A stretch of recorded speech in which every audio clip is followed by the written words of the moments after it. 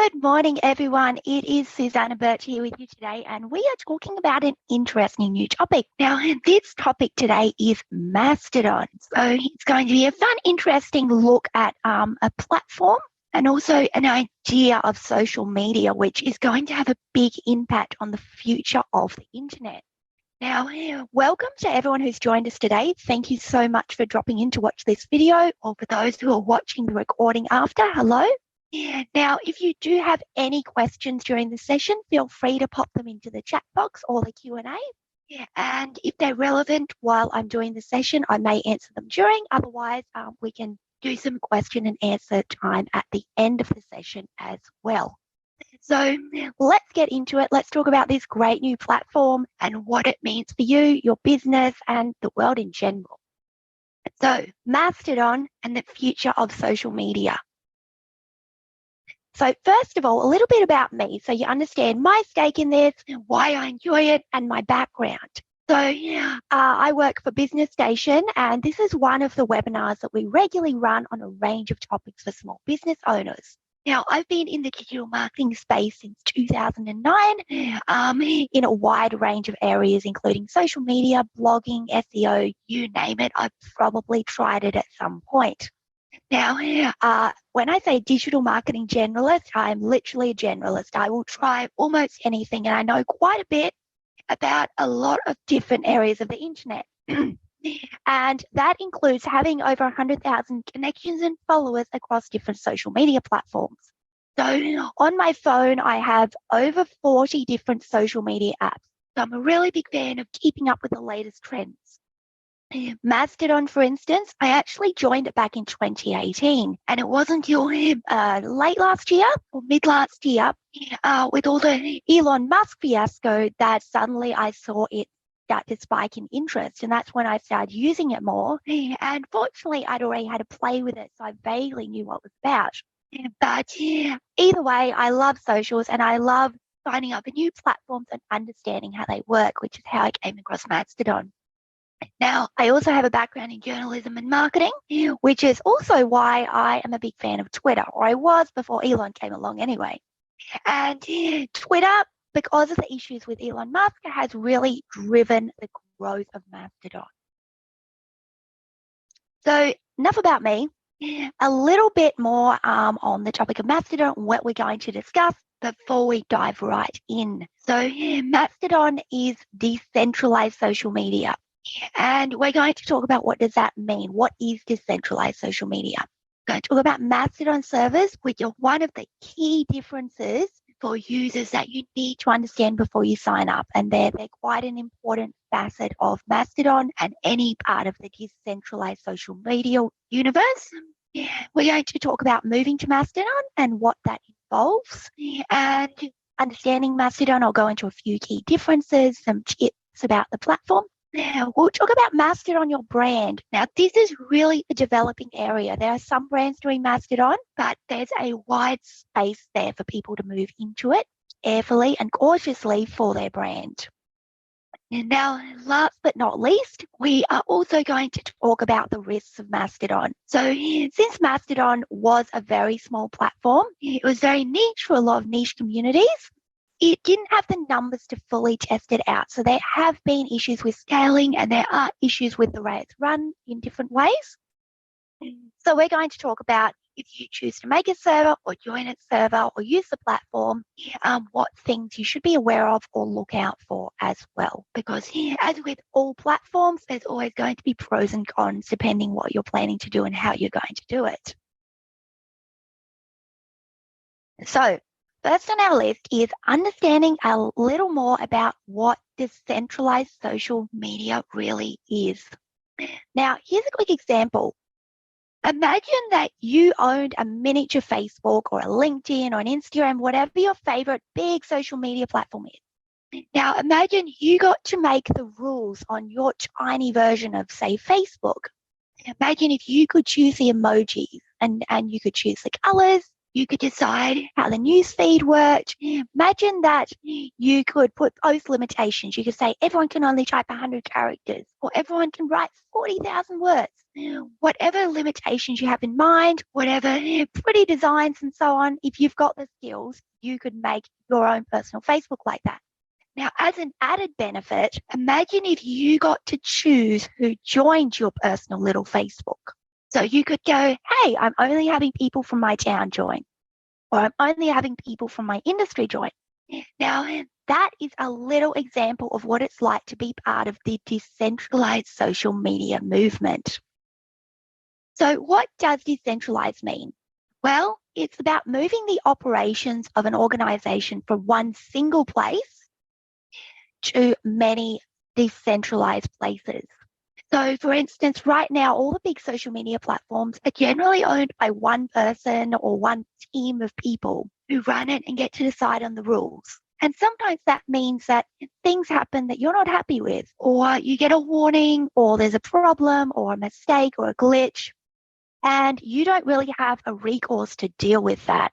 And there's been a lot of dissatisfaction with this. And the fact that Twitter was recently taken over by Elon Musk has really driven that, because people go, hey, I don't want a person who is really rich and doesn't understand my topic, my community, my industry, coming in and making all these big changes that I have no power over.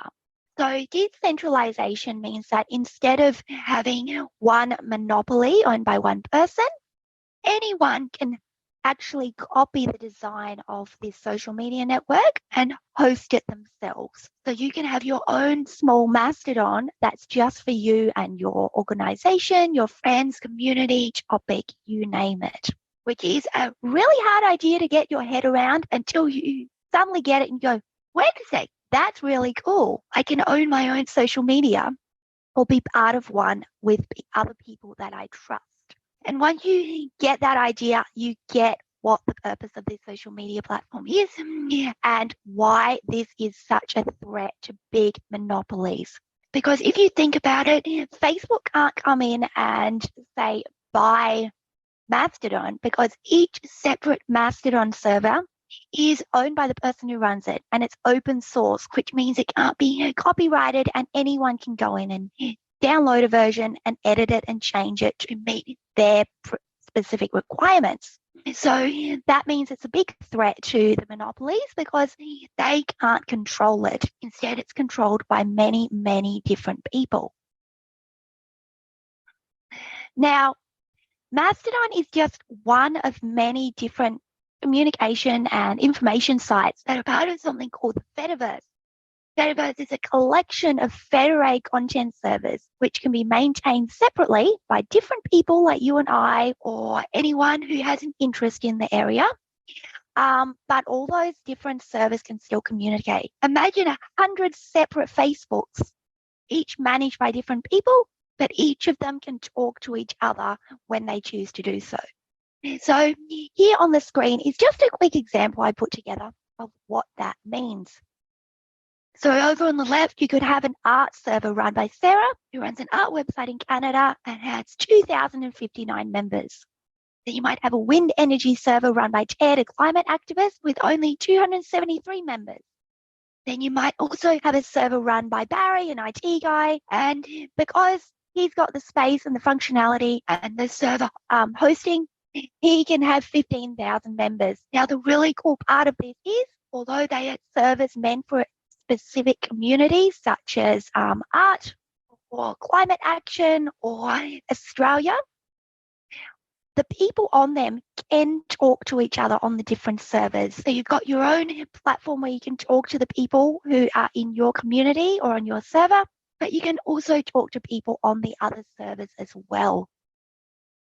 Now, the FEDIVERSE is made up of many, many different decentralized social media platforms and content platforms. Here's an example of some of the other ones out there. Now, Mastodon is the first one that's gone mainstream. So a lot of these are smaller. They have communities of people who've become dissatisfied with the main social media platforms and moved away from them, so they have more control of their own social media. Mastodon, though, well, thanks to Twitter, it saw a giant influx of people, and to a smaller extent also from Facebook. There are a lot of people choosing to move over as well. And it has recently reached 9 million users. And every time people get a bit upset, you'll see a huge spike in signups. Now, they're currently getting something around 100,000 new signups a week, and you'll see that spike up and down as well. So it is becoming a platform to be reckoned with. Although it is in its very early days, it's going to be very interesting to watch what happens, how it scales, and what's involved. So, next topic, and this is an important topic because it influences how you engage on Mastodon in the Mastodon universe, and that is understanding Mastodon servers. Now, as I said earlier, what that means is essentially everyone can own a single server. They can, or multiple servers if you want, but who's got time for that? And what that means is, one moment. There we go. What that means for each individual person who owns a server is they have a lot of control, but that comes with risk as well. So each server is its own individual space. It's hosted, it's customized, it's moderated by the admin or owner of that individual server. So as you can see here on the right, is just one server example, but there are hundreds of different ones out there. Some of them are made by people who only want them for 3 or 4 people to use. The other ones are made for larger groups and have larger people involved in the moderation side of them. And you might see 20 or 30 or 40,000, but that can get really busy. So the design and limitations of a server can be changed by the admins, although they use a software that is created by the creator of Mastodon. They can change parts of it whenever they wish as well, if they've got the knowledge and coding ability to do so. So connected servers can see and engage with content. So for instance, there's an aus.social server in Australia, which has maybe 20 or 30,000 Australian members on it. Now I'm on a server called Brisbane.social, BNE.social, and even though there's only about 200 people, I follow a lot of people over on the aus.social server, so I can see their content as well. So there are a lot of connections between servers, and those connections grow based on people following and engaging with people from other servers. Now, the really cool feature, you can block an entire server. Say there's a server that talks about a topic that you really don't want to know about, or upsets you, or it's just spammy. Well, in that case, you can go over to the server and you can click and you can block the entire server. Now, the admin of its server can also block a server, so no one on your server can see anything from over there. And there are some spam servers, but this blocking functionality means everyone can block an entire server if they want, which is a great tool. Now, the downside to servers is each server is paid for by the owner because they need to run the hosting to manage the server.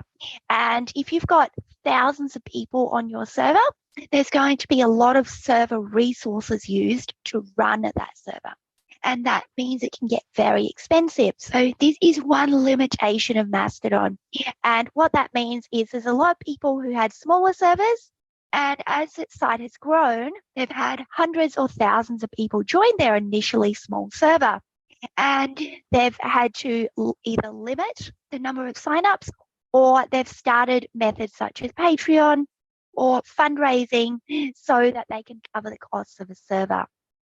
So it's important to keep in mind that if you're starting a server, you do have to pay for the hosting as well. So you can't just go on there and go, hey, I'm going to start a server and assume you can do it for free and that you don't have to manage it once you're started. Now, servers can be on all sorts of topics, and I've seen a variety. I've moved servers 3 times, but we'll go into that a little later in the webinar. Now, some servers are based around countries. So, for instance, there's several servers that are for Australia. So there is no topic as such, but people from the Australian region join and they can see other people in Australia. Now, they can be about topics and interests, and I've seen topics of all sorts. So there's ones for people who want to talk about autism or art or climate change. There's all these servers for people who have a specific interests. Health or life issues, people who bond over a certain community topic, much like you would in a Facebook group, they choose to create their account on such a server so they can stay tightly connected to other people who have the same interests or health or life issues as them. Another one is job roles in companies. Now, there are companies actually choosing to create their own servers, and that means all the people in their company can sign up and all engage with each other on those servers. And last but not least, I'm seeing government organizations taking this step. So one of the first was over in Germany. There are some government organizations over there that are choosing to make Mastodon servers, and they're rolling it out throughout their organizations as well. So there are lots of uses for servers. It's really limited by your interests, your topics, and who you want to hang out with. So we've talked a little here about running a server from that perspective, but you as a user can also sign up for a server and join one that meets your interests and makes you happy. Or it can be something that's about networking, and you can go, hey, the people here are the kind of people who are my demographic for business or have similar interests to me. Whatever your choice is, that's okay. Find a server that suits you. But we'll be going a little deeper into choosing a server to sign up for shortly. So moving to Mastodon, you've gone, hey, I want to start a Mastodon account. How do I do that? What are the steps involved? So the good news is, just like most social media sites, you can just go over there and sign up, but you need to do the important first step of choosing a server that suits you. Now, it really is a big decision because you can move later, but it can be a bit complex and you won't be able to take everything with you. And every single server is run by a different person. So it's important to choose one that really fits with what you're looking for and that you can trust. So over here, you can see an example of just a few of the servers. And there are many, many, many more out there to choose from with different numbers of users. So we've got one called veganism.social, which is, I guess, for people who are vegans and want to discuss the vegan lifestyle.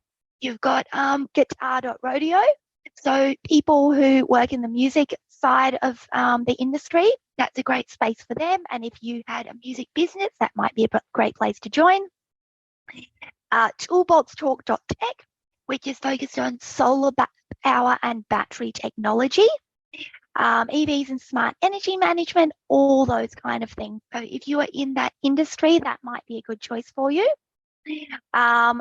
You've got a micro-blogging one for scholars and practitioners across the humanities and around the world. And we've seen a huge growth in this area on Mastodon. There's been a lot of academics and researchers make the move into Mastodon and start building communities around their research topics and other people who are in the same sectors. Now, you've got a New York City one as well. So people who live specifically in the New York City area.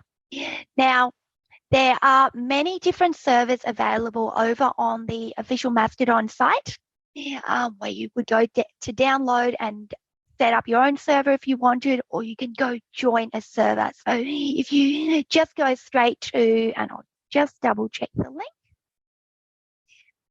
It is mastodon.social, that's right. So, nope, that is not correct. Join mastodon.org. My mistake, there we go. This is a fun thing about Mastodon. There's so many different sites and they all work together, but they're all separate based on your interests and what you're looking for. So if you go to joinmastodon.org, and I'll pop that into the chat as well,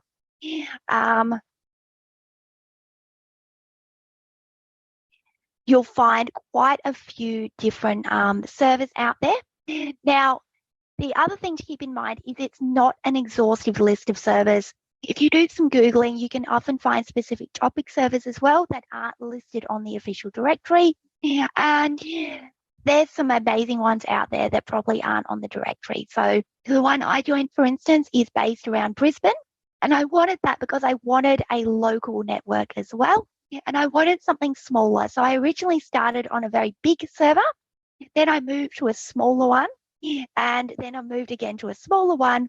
So I really can fit with a certain community, but I can still engage with people on the larger servers. So now we've got another question there, which is, can you only join one server? So the fun thing is you can join as many servers as you want, but each account is separate. What that means is each account can have its own post, its own design, its own profile picture, and so on. And it's going to have its own followers. So there'll be separate identities.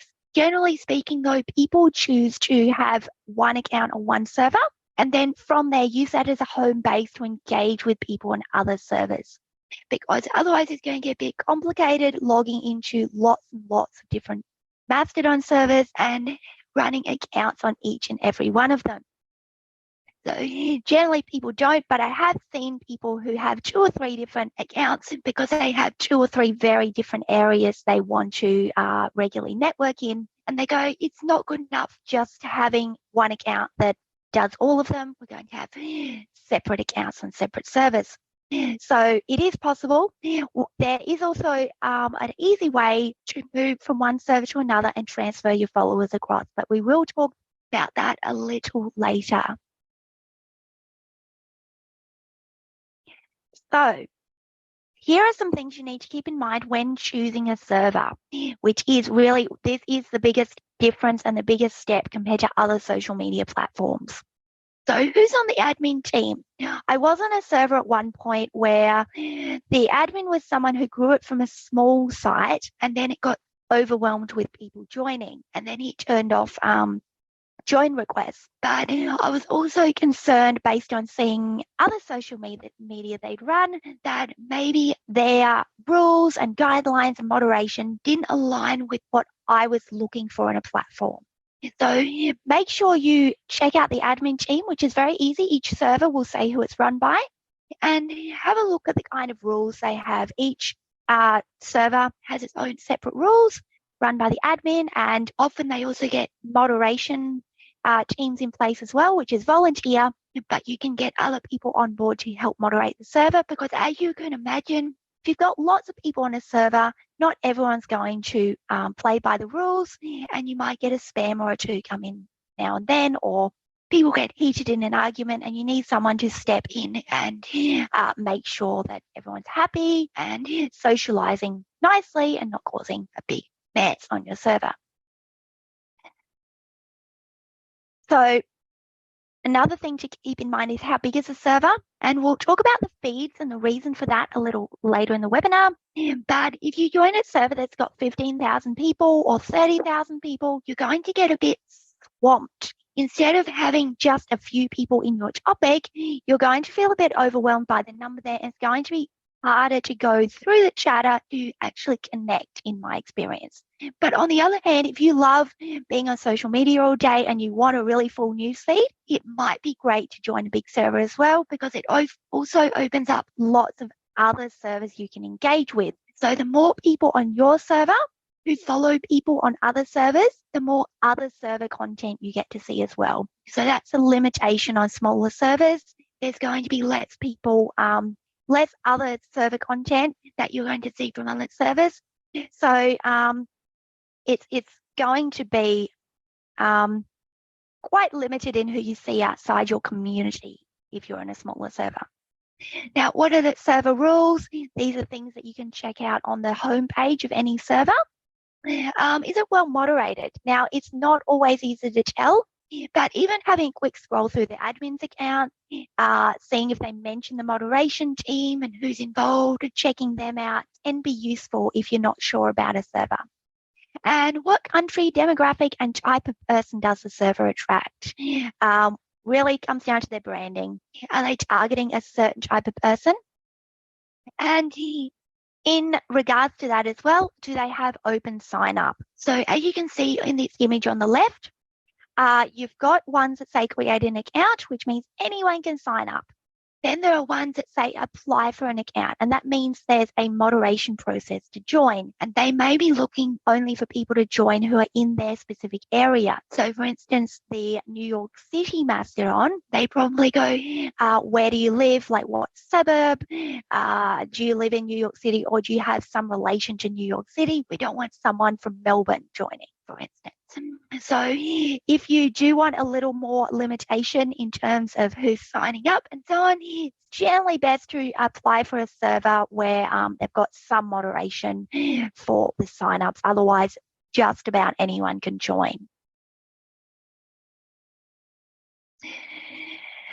Now, once you've signed up, which is pretty easy in terms of social media signups, the usual, you either sign up and fill in a box explaining why you want to join if they're a moderated server for signups, or you just sign up and you're in. So just like most social media platforms, you've got the basics of setting up your profile picture, your cover photo, you've got a bio, which on most servers is pretty long. So you're not going to be limited by the amount that you might have on Twitter, or the short bio you can have on the left of your Facebook profile. Instead, you've got a lot of options and space to work with. You can include emojis, whatever it is you want to work with.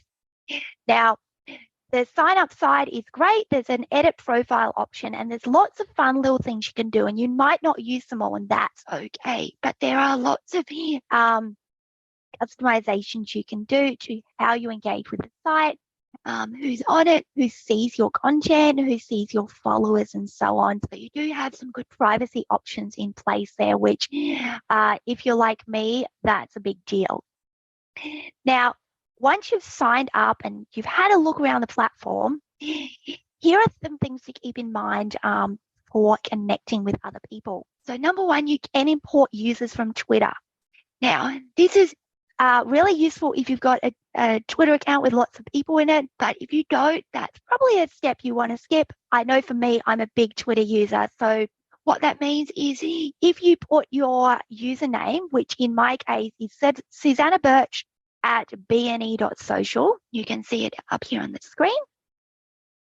If you put that somewhere on your Twitter account, anyone else who's following you and looking to import their users from Twitter will be able to find you through an automated tool. Now, there's lots of automated tools out there that scan through all the people you engage with on Twitter, and will allow you to also find them if they're on Mastodon, and it will allow you to download a list of all those people, and then you can upload that list over on Mastodon so you can automatically follow those people you already know, which is a great tool.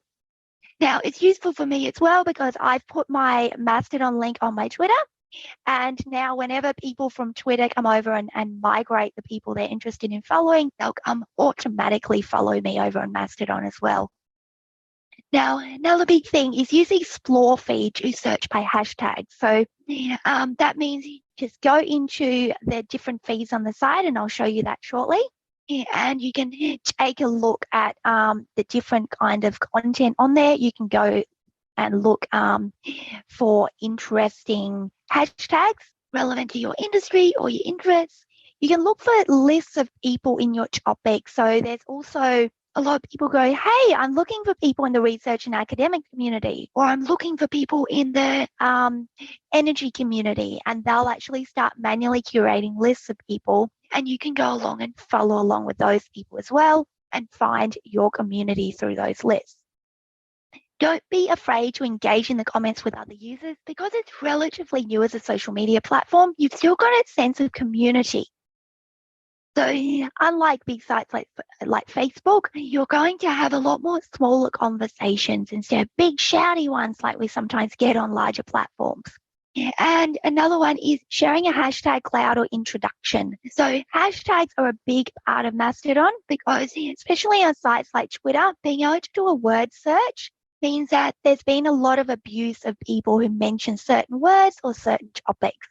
Mastodon says, no, we want to limit that based on hashtags. It's up to you if you want to use the hashtags for people to find your content, or you only want your followers finding your content and you want that more of a safe space.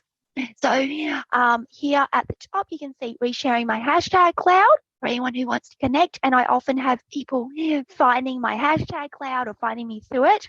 They go, oh, I'm interested in this different topic, and they'll come along and follow me based on that as well, and we'll engage. So you can throw a hashtag cloud up. You can go and search through hashtags. You can look for lists of people. You can import users from Twitter. There's lots of fun ways you can go about connecting with your chosen community on Mastodon. Now, just a quick word on moving servers. Now, this is something to keep in mind in case, say you've got a server where the admin goes, hey, I can't handle this, or decide to shut it down. I've only seen that happen once so far. Generally, they'd probably transfer ownership to someone else. Or say there's a server and you're just not happy with it, or there's not enough people, there's too many people, or it just doesn't feel like your community. So that is somewhere where you might choose to move to a different server. So what you do, and these are simplified steps, but really is just a 5-minute process if you do take these steps. You can make a new account on your new server, and then in your settings account settings section, and you can always Google this as well. There's some great guides on doing this online. You can enter the details on both accounts on this page. So you're telling one account, I no longer want to use this, and telling it, I want to redirect this to your new account. And you're telling your new account, yes, I own my old account, so you're allowed to redirect. Just so you've got that safety net of identifying yourself on both different servers. Now, the important thing to keep in mind, which is a bit of a downside when moving, is that your followers will move to your new server. So they'll automatically come across to the new server, but your posts won't move. So that essentially means that if you've been really active on Mastodon, you're either going to have to repost on the new server, or you've lost all those posts and you'll be starting from scratch. So you'll have the followers, but not the posts, which is one annoying limitation, but it also relates to the amount of work involved for the server. So if you've been really busy on one Mastodon server and you're trying to import all those contents and posts and so on into your new server, that's really going to put a big weight on the server, and, well, you've got to pay actual money to run a server, and so they've placed that limitation on it. Now, the old account will redirect to the new one, and the old account won't show in search. So if people are searching by your username, they'll only see your new one. So it is possible, and I have moved servers twice so far, but make sure you're aware of those limitations if you do plan to move. So we're going to go a bit deeper into Mastodon, what it is, and some quick tips on it as well. So understanding Mastodon. So moving between servers is quite common. I've seen quite a lot of people do it, and it is something people choose to do, as we've discussed.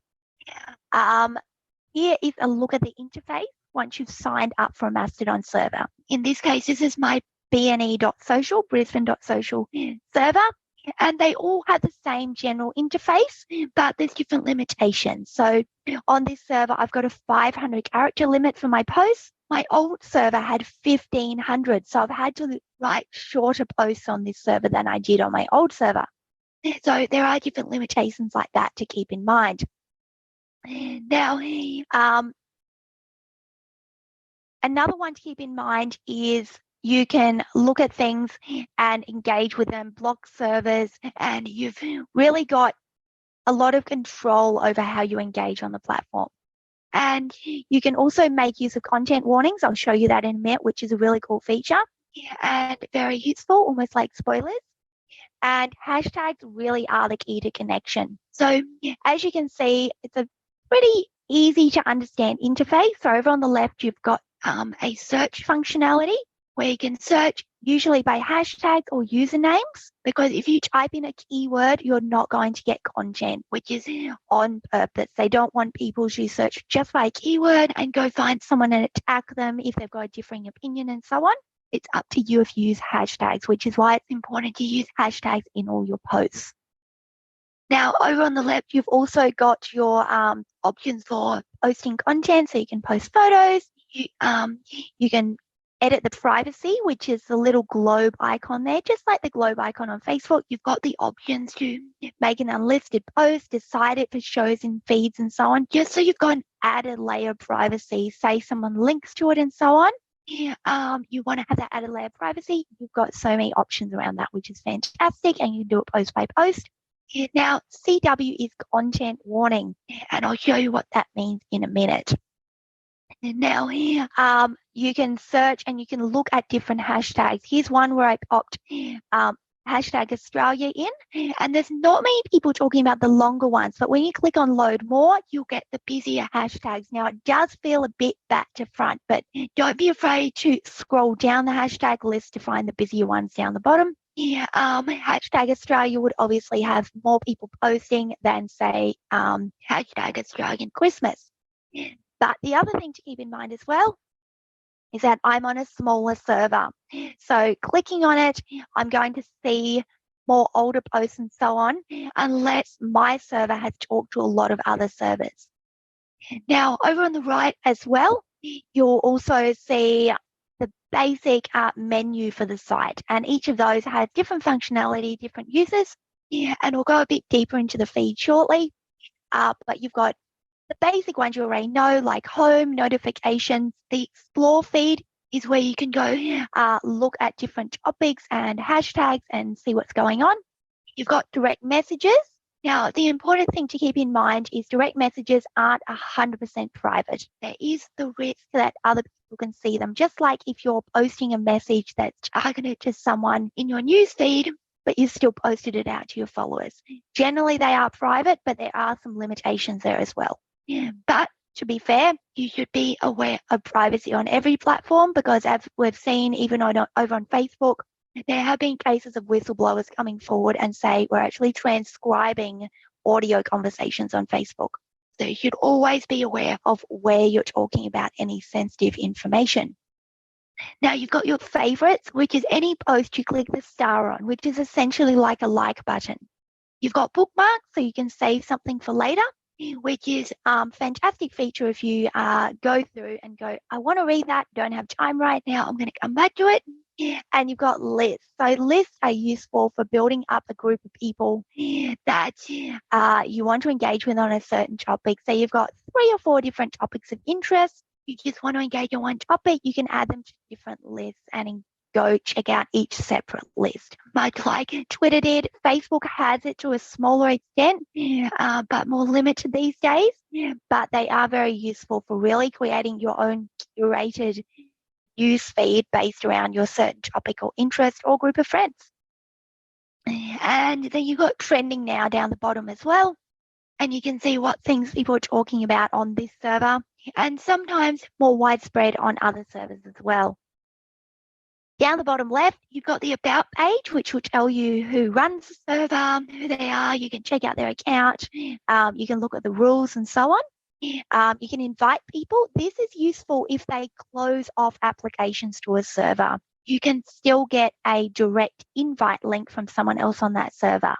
You can take a look at recent profile signups, who's recently joined the server, connect with them if they're of interest.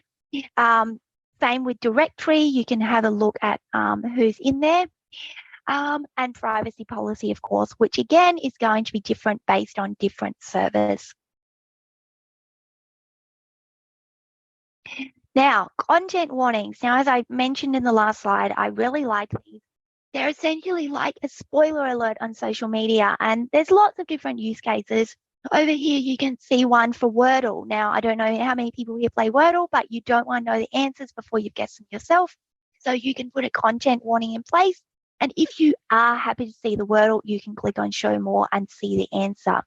And again, political opinion. There are some servers who have in the rules, we want to limit things like political opinions behind content warnings, because not everyone wants to see a giant rant about a politician you love or hate.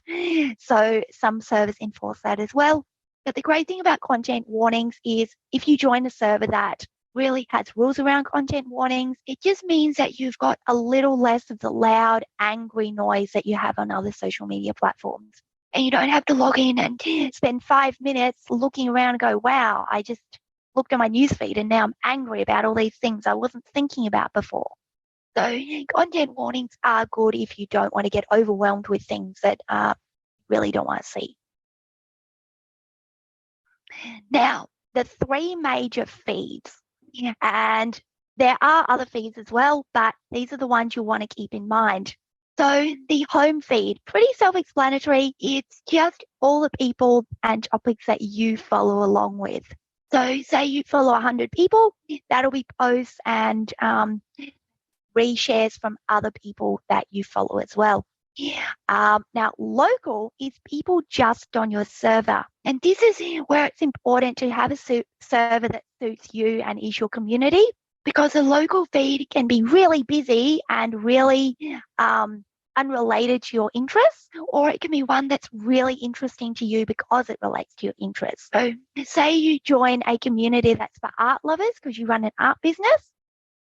The local feed will be full of all the other people on your server who love art, who are talking about art, and so on. But if you join a server that has, say, 30,000 people, 40,000 people, and they're all talking about different unrelated topics, your local feed's going to be really fast, really busy, and not connect with you and not give you the information you're looking for. So that's a big reason to join a server that has your type of community on it, or a great local feed.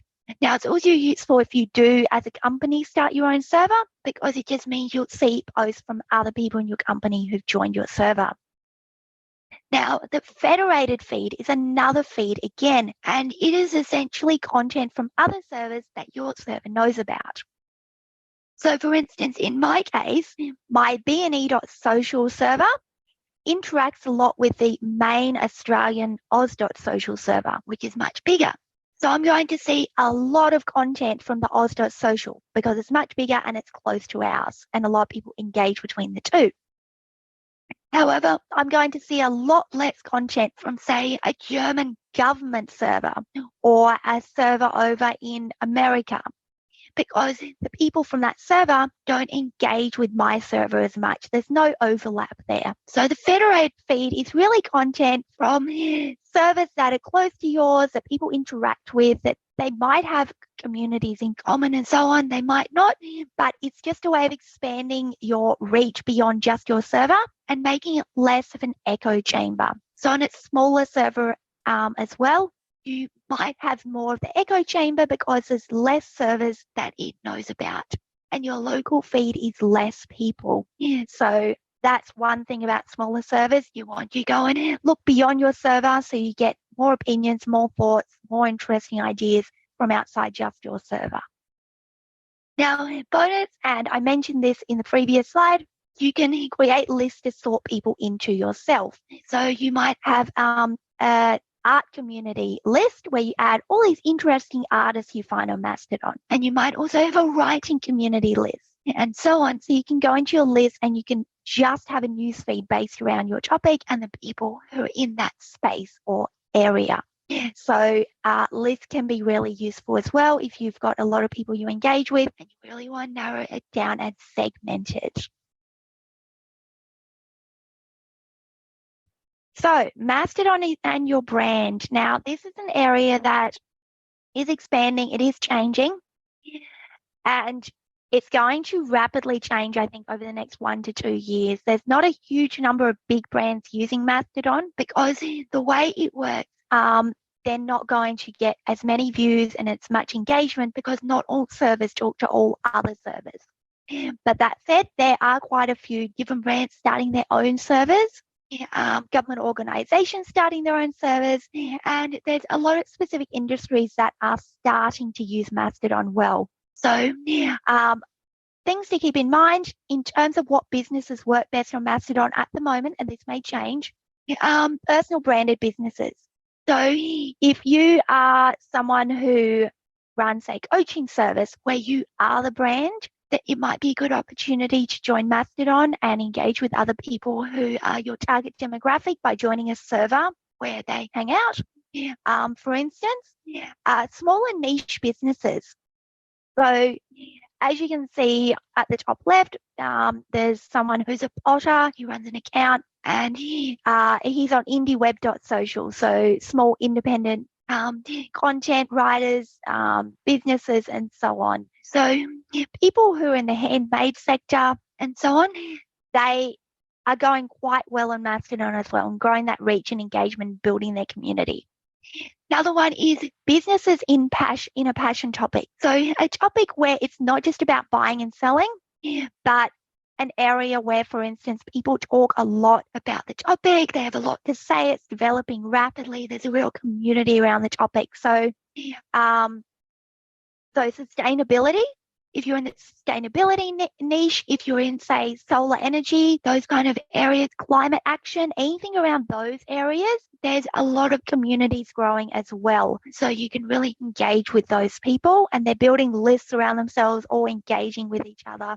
And there are a few servers based around that. Now, informational, educational, and tech as well are working quite well in this niche. Here's an example of Justin from Mozilla. So Mozilla runs Firefox, which is a browser. And as you can see, he's signed up as himself, and he's engaging with people directly on the platform instead of talking as the brand itself. He's talking about himself as a member of the brand and engaging that way. So do think about the type of business you have and see if it's going to be suitable for Mastodon. It's important to keep in mind that when you're choosing social media platforms, you do 1 or 2 platforms really well instead of doing 5 or 10 different platforms really badly. It's best to have regular posts, even if it's only on one major platform. So if Mastodon isn't for you, that's completely okay. You might even think about joining, creating an account, and coming back to it later when you see that's grown more, scaled more, and more businesses are using it, and more people using it in your industry, niche, or community. It's not going to be for everyone, but neither is Twitter and neither is LinkedIn. So really think about your target demographic and who you're going to engage with on the platform. Now, some things to keep in mind when using Mastodon for marketing. Here is an example of Raspberry Pi, which is a tech item that a lot of people are a big fan of. And as you can see, they've got, I didn't put the number on there, but they have 37,000 followers. So they are using Mastodon fairly well. But they also started their own server. And they say in their bio, this instance is hosted on a Raspberry Pi. So they host their own server on their own product, which is gimmicky but fun. And so they own raspberrypi.social. So there are some bigger brands transitioning into the space, but a lot of them are in tech. So I think you're going to see some real growth in the tech on Mastodon, and then you'll see other businesses make the move when they understand more about it and when they can do it securely without annoying their customer base. Because you have a lot of people on the site who are very tired of platforms that monetize everything and are continually throwing ads at them. So the demographic on Mastodon, they're tired of ads. They came to Mastodon to avoid being talked at all the time and told what they must buy and what they must do and what they must click. And so if you're going to be pushing any kind of business content, they're going to get annoyed if it's way too salesy. But that's like every social media platform. It shouldn't be just sales. So if you're looking at marketing on Mastodon, check the server rules. Number one, because if you sign up as a brand account or if you too heavily promote as a brand, even under your personal name, you may be crossing the rules. And there are a lot of servers that don't allow you to sign up as a business. So make sure you join a server that does allow that. Find a server that suits your brand. Is it your community? Is it your demographic? Are they the people that you want to engage with and make aware of your brand? Create your own server if you have the resources. You can do this, but we will talk about the risks a bit later of creating your own server. So do be aware that it's not just something where you can set and forget it. Look for people creating lists around your niche. There are lots in different topics such as research or energy where they're compiling lists of all the people, and you can go engage with those lists and follow along. Now, build individual profiles over brands. Like we saw in the previous slide with the customer success person from Mozilla. He was building a brand. He's letting people know his personal brand while being representative of the larger brand he works for. So don't just go on there and go, I'm going to make a page just about my business. Think about how you can represent yourself as the main person in your brand or other employees from your brand, setting up that personal branding for them as well. Just like you would over on LinkedIn, think about the perspective you're coming from and who you're engaging with on the platform. Last but definitely not least, provide value, value, value. General rule of thumb on all social media platforms is, I say you post 1 piece of sales content and 4 pieces of non-sales content. That non-sales content is about building trust, educating people, making people engage with you and building your community. And that can be things like education, information, tips, helps, guides, videos, you name it. But social media isn't just about selling. It's about building that trust in your brand. And you do that by educating and helping and entertaining your audience on the platform. So think about how you can do that on Mastodon. So there are some risks, and every single social media platform has risks, but because Mastodon has been scaling rapidly from a much smaller version, it's going through some teething problems. So you do need to keep that in mind, whether you're a member of Mastodon or whether you have taken the step and you decide to create your own server. So either way, just like with all social media platforms, there are issues that you could run into, and here are a few of them. So badly managed servers are at risk of hacking, malware, or data theft. Again, this comes down to choosing a server where you go, hey, the admin team seems to know what they're doing. For instance, there's a lot of tech and IT people running servers because they are more aware of those kind of issues. Hey, if you want to join one run by a cybersecurity expert, that would probably be the safest bet. But the thing is, everything online is at risk of hacking and so on, as we've seen through the many different scandals there were in 2022 around big companies being hacked and having data stolen. It's going to be a risk no matter what. Just as with all things, be cyber safe, use different passwords, be aware of any information you post that could get into the wrong hands, don't share sensitive data and so on. Now, this is a big one if you are going to run your own server. There are legalities for the admin team, including trademark, copyright, GDPR, and mandatory reporting. And those are just a few of the legal issues you could face. So this is an area where there are already possible issues happening with some of the really big servers because the moderation teams all are run by the admin. So they are all organized by the admin. The moderation team comes along and anything reported to them, they have to remove. But if you think about, there's some really dodgy things that can happen on social media, and you want to get rid of them as fast as possible. And there have been court cases where sites like Facebook haven't removed content fast enough that is, and I'm not going to say the type of content, you can figure out what it is, but that is quite bad. And there have been cases as well where they've had moderation teams from Facebook and Twitter and so on. There have been people on those who have developed, say, PTSD from looking at the types of content people have reported. That's just not okay, and you need to remove. Now, although that's going to have a big impact on the moderation team, you've also got to think about the legal risks. If someone shares something that shouldn't be online and it isn't removed rapidly enough, there could be legal cases because of that.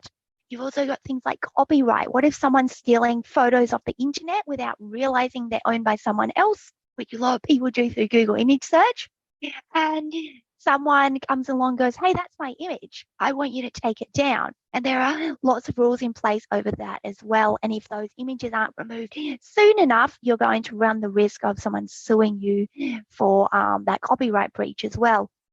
And of course, you've got GDPR laws over in Europe, which relate to things like how long user data is stored and kept, consent to cookies, and so on.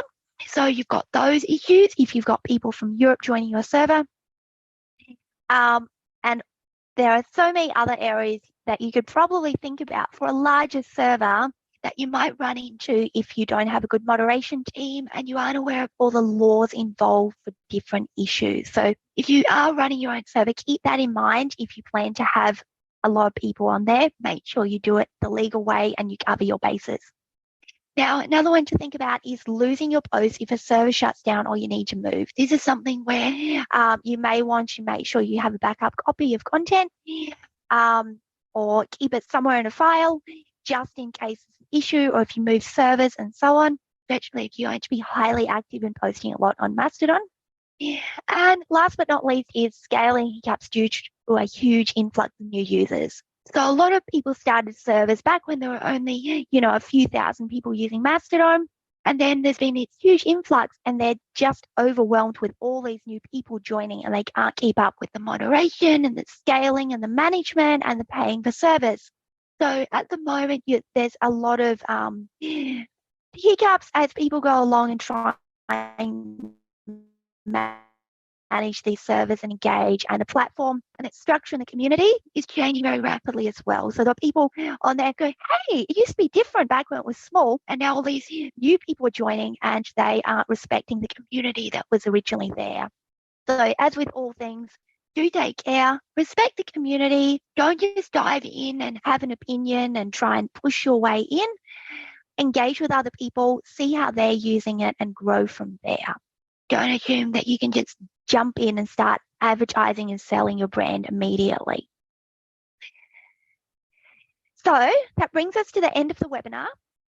Now, for anyone here who's not already signed up for Business Station, this webinar was provided for free thanks to Business Station, and we run a federally funded program where you can sign up for 7 hours of personalized business mentorship for just $44. So you can visit businessstation.com.au and click on the link that goes to the Digital Solutions program up at the top right. Now, 3 of those hours are one-to-one, so you can sit down with someone like me and we can talk about where your business is, where you want to grow, and so on. And we have something like 20 advisors across 3 states. And we can refer between us to help you get the best solutions to put you on the right track for your small business in the digital space. So whether it's social media and digital marketing, online security and data privacy, websites, selling online, business software like accounting packages and CRMs, we probably have someone who can help you choose, get on the right track, do the basic setup and that kind of thing. So it's a great opportunity if you own a small business and haven't signed up yet. So that does bring us to the end of the webinar. Thank you for joining us. Hopefully that gave you a little more insight into Mastodon and what it is, what it means, etc. If you have any questions I haven't answered, you can pop them into the chat and I'll have a little talk about those. So I'm going to end the recording here and go into question time. But if you are watching it after, feel free to hit me up on Mastodon and ask any questions. But I am on most other social media platforms as well because I have FOMO about missing out on the next big social media thing. Thank you. Have a great afternoon. Well, morning.